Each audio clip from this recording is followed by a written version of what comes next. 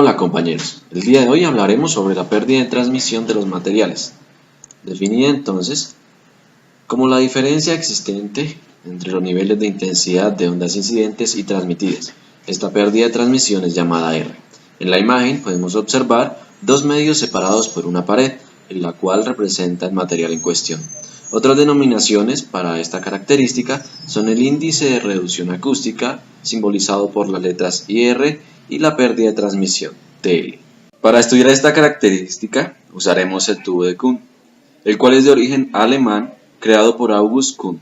También es llamado tubo de ondas estacionarias o pie de ondas, que mide principalmente las propiedades acústicas de los materiales, aunque usualmente es usado para medir la cantidad de absorción de sonido que tienen algunos materiales de ingeniería. Existen diferentes métodos para realizar la medición de las propiedades del sonido.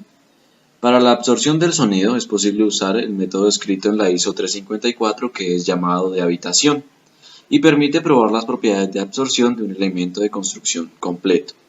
También es posible describir la función de transferencia, que se ubica en la ISO 10534-2 y se expresa mediante la fórmula que podemos ver en pantalla. Este utiliza el tubo de onda estacionaria para medir la propiedad de absorción acústica intrínseca de cada material, es decir, su coeficiente de absorción. Para la medición del aislamiento, es posible utilizar dos métodos muy parecidos a los anteriormente mencionados. El descrito por la ISO 10140-2, que se llama el de las dos habitaciones, y es prácticamente igual al primero ya mencionado. El método de matriz de transferencia es un método específicamente diseñado para medir la pérdida de transmisión de un material por medio del tubo de impedancia, o como ya lo conocemos, el tubo de Kuhn. Este método tiene las mismas ventajas descritas en el método de la función de transferencia. Para entender un poco más acerca de este tema, observaremos los resultados y procedimientos seguidos por el artículo científico que se ve en pantalla, donde se usaron dos materiales principales, el concreto y las placas de yeso, a los cuales se les midió su propiedad de transferencia de sonido.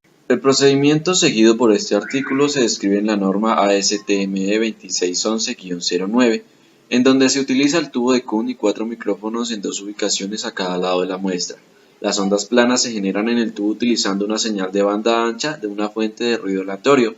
El patrón de ondas estacionarias resultante se descompone en factores de desplazamiento hacia adelante y hacia atrás, midiendo la presión del sonido simultáneamente en las 4 ubicaciones y examinando su amplitud y fase relativas. La matriz de transferencia se calcula a partir de la presión y la velocidad de la partícula de las ondas viajeras en ambos lados de la muestra, utilizando el método de dos cargas. En la preparación de la muestra podemos ver las referencias de las que está hecha el concreto y sus relaciones en peso. De igual forma se observa el yeso. El grosor de la muestra es una variable crítica en la medición de la pérdida de transmisión, pero aquí no nos interesa su influencia. Por lo tanto, nos preocupamos por hacer todas las muestras, tanto en el concreto como en el yeso, del mismo grosor, por lo que no es variable que se deba tener en cuenta en nuestro estudio. Para poder tomar las medidas fue necesario poner cada una de las muestras en el tubo de ensayo. El ajuste de muestra en el portamuestras es crítico para obtener resultados de pérdida de transmisión fiables. Por eso se usaron diferentes métodos de sellado, en los que se encuentra la vaselina, la grasa de silicona, la banda de sellado para ventanas de plástico y el papel adhesivo. Era necesario que las muestras se suspendieran libremente y se aislaran de las paredes del tubo con los diversos métodos de sellado. El siguiente paso fue la realización de las pruebas, donde se utilizó un único tubo metálico de onda estacionaria con las características que vemos en pantalla. El método descrito en la norma ASTM 2611-09 se denomina comúnmente método de dos cargas, porque se utilizan dos terminaciones independientes del tubo de Kuhn para determinar la pérdida de transmisión de la muestra de material bajo prueba.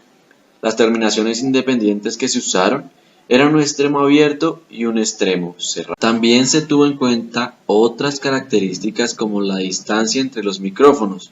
Además, la longitud del tubo es de 1.20 metros, que se describe en la norma ASTME 2611. Para cada uno de los materiales se midió la pérdida de transmisión. Eso sí, está relacionada con cada uno de los métodos de sellado correspondientes. Los datos se pueden observar más completamente en la figura 2, donde se encuentran las gráficas para cada material y para cada método de sellado. En pantalla es posible observar la tabla 1, donde se recopila la información principal de las muestras, la media y la desviación estándar de cada una, ambas en decibelios. Cabe recordar que para cada dato de esta muestra se tomaron 3 datos adicionales. En la gráfica podemos observar el comportamiento de los datos anteriormente mostrados y también es posible analizar 2 características llamativas. Primero, los valores altos de la pérdida de transmisión medida y segundo, la alta variabilidad en estos valores. El primero es un problema porque si estos valores estuvieran demasiado distantes de los obtenidos por el otro estándar, este método de medición de la pérdida de transmisión debería revisarse. Pero este último es un problema más difícil. Si la variabilidad es demasiado alta, este método simplemente se descartaría como un método confiable para medir la pérdida de transmisión en estos materiales rígidos de construcción. Además, el segundo problema es intrínseco, ya que no depende de la comparación con los resultados de otro estándar para medir la pérdida de transmisión. La figura también muestra una dependencia aparente significativa de los resultados en el método de sellado. Este problema debería perseguirse si nuestro objetivo era obtener una caracterización de la pérdida de transmisión de los materiales, pero previamente a eso debemos verificar la confiabilidad del método en sí. Hasta ahora, esto tiene que hacerse mediante un estudio detallado de la variabilidad. Para poder juzgar si la variabilidad de las muestras señaladas por la desviación estándar de cada muestra es demasiado alta, más allá de un enfoque intuitivo, se necesita una medida dimensional de la dispersión, por lo que se puede comparar con un estándar. La estadística seleccionada es el coeficiente de variación de la muestra, es decir, la relación de desviación estándar con la media de la muestra. Como se ha dicho anteriormente, necesitamos el coeficiente de variación, pues este nos permite comparar diferentes muestras de diferentes materiales, diferentes métodos de sellado y diferentes frecuencias. Por eso, lo podemos encontrar en la tabla 2, que lo proporciona para cada muestra. Estos son los números que tenemos que estudiar en primer lugar, antes de centrarse en la pérdida de transmisión en sí. Anteriormente teníamos el coeficiente de variación para los datos medidos, pero no lo teníamos para la población en general. Por esto, en la tabla 3 podemos observar una muestra independiente que se ha tomado con este fin y poder calcular el valor P. Ya en la tabla 4 es posible observar los valores P calculados para cada coeficiente de variación. Es posible observar la alta variabilidad de los datos. Por esta razón, los resultados no son admisibles y tampoco confiables para la caracterización de la pérdida de transferencia del sonido.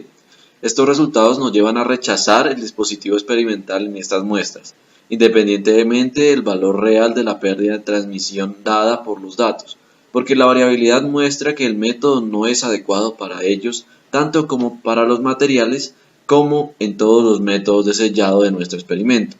Cualquier estudio adicional con estos datos no tendría sentido. Por último, a pesar de que el método del tubo de Kuhn es muy accesible y además práctico, los resultados echan a perder todos los deseos anteriores para los 2 materiales bajo prueba, tanto el hormigón como las placas de yeso. Es por esto que la principal conclusión de este estudio es que el método de las 2 cargas en el tubo de Kuhn no se puede utilizar para medir la pérdida de transmisión de muestras de prueba de hormigón de placas de yeso. Y eso es todo. Aquí concluye el estudio que analizamos hoy.